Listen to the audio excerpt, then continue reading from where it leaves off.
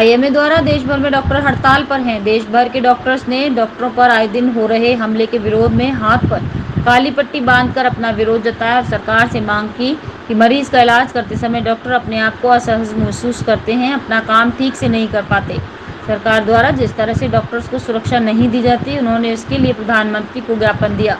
Doctor द्वारा हड़ताल की जा रही है, पर किसी भी तरह का हॉस्पिटल या क्लिनिक बंद नहीं किया गया, क्योंकि मरीजों को कोई परेशानी ना हो, इसलिए डॉक्टर्स हाथ में काली पट्टी बांधकर विरोध कर रहे हैं। जब तक डॉक्टर्स को सुरक्षा नहीं दी जाती, तब तक वो इसी तरह से काली पट्टी बांधकर विरोध करते रहेंगे।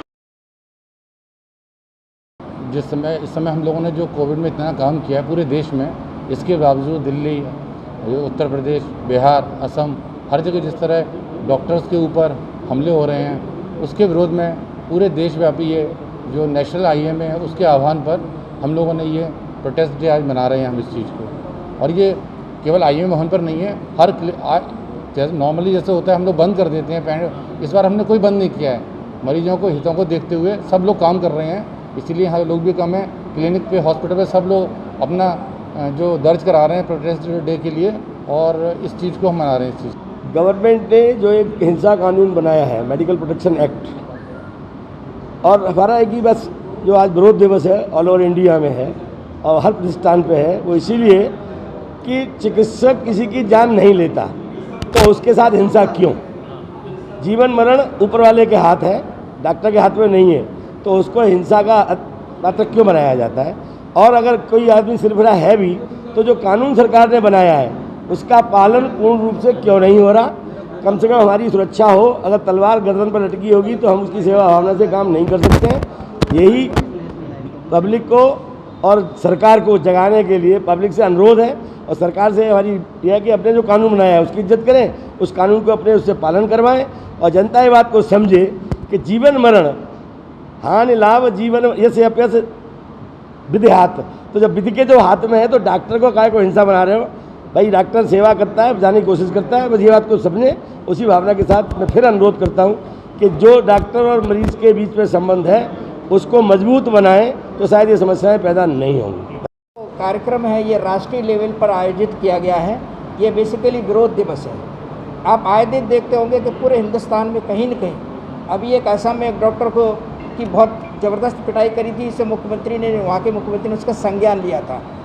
इन सब चीज़ों को देखते हुए जो चिकित्सा प्रतिष्ठानों पर लगातार हमले हो रहे हैं, चिकित्सकों के ऊपर लगातार हमले हो रहे हैं, इन चीज़ों को मद्देनजर रखते हुए नेशनल आईएमए ने ये निर्णय लिया है कि अगर हम सुरक्षित ढंग से काम नहीं कर पाएंगे, अगर हमारे चिकित्सक और हमारे प्रतिष्ठान अगर सुरक्षित नहीं रहेंगे, तो हम जनता को निडर होकर सेवाएं नहीं दे पाएंगे। इसी के मद्देनजर कार्यक्रम आयोजित किया गया। पूरे ये राष्ट्रीय लेवल पर है, ये व्यापक है, ये प्रधानमंत्री जी के भी नज़रों में है। उनको लिखित में मेमोरेंडम भेजा जा चुका है कल ही, और उनका ध्यान आकर्षित करने के लिए, प्रशासन का ध्यान आकर्षित करने के लिए हमने इस कार्यक्रम में प्रशासनिक अधिकारियों को भी आमंत्रित किया था, जैसे हमारे एडीएम साहब हैं, डीएम साहब हैं, और स्वास्थ्य विभाग के सीएमओ को भी आमंत्रित किया था।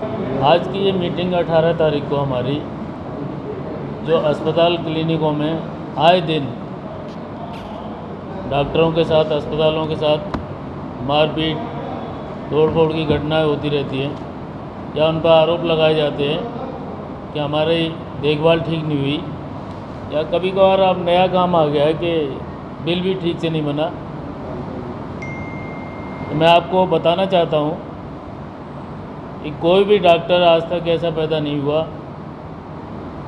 जो अपने परिवार से ज़्यादा मरीज के बारे में न सोचता हो, और 90% डॉक्टरों को बता रहा हूँ, मरीज को अपने दिल पे लेके रहते हैं। मरीज ठीक है तो वो ठीक है, नहीं तो जितने दिन मरीज बीमार रहता है डॉक्टर बीमार रहता है। इन परिस्थितियों में जीवन के 14 साल लगाने के बाद, जिसमें कि बिजनेसमैन और सारे लोग,